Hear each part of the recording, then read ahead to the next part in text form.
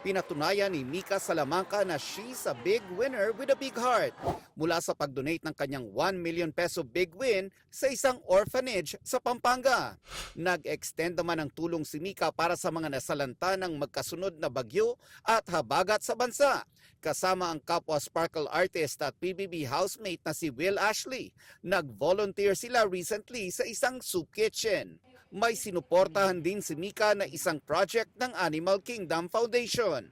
Tinatry pa po namin siya na mas palawakin pa po yung help na magagawa po namin. Beauty with a purpose naman ang peg ng isa pang housemate na si AC Martinez na nakiisa rin sa pamamahagi ng relief goods sa Montalban, Rizal.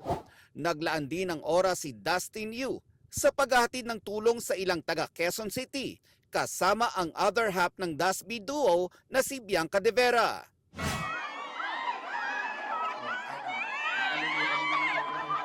Mga binaha naman sa Barangay Santo Niño, Malolos, Bulacan ang inabutan ng tulong at kinumusta ni Stars on the Floor host Alden Richards. Imbis na magpadala lang ng donasyon ay mas pinili ni Alden na magpunta ng personal dito sa Barangay Santo Niño sa Malolos, Bulacan para makita na rin niya ang sitwasyon dito at makausap ang mga taong apektado ng baha dito. I need to get out of my way and help. Sino-sino bang magtutulungan kundi tayo lang mga Pinoy, di ba? Napakalaking tulong po nito.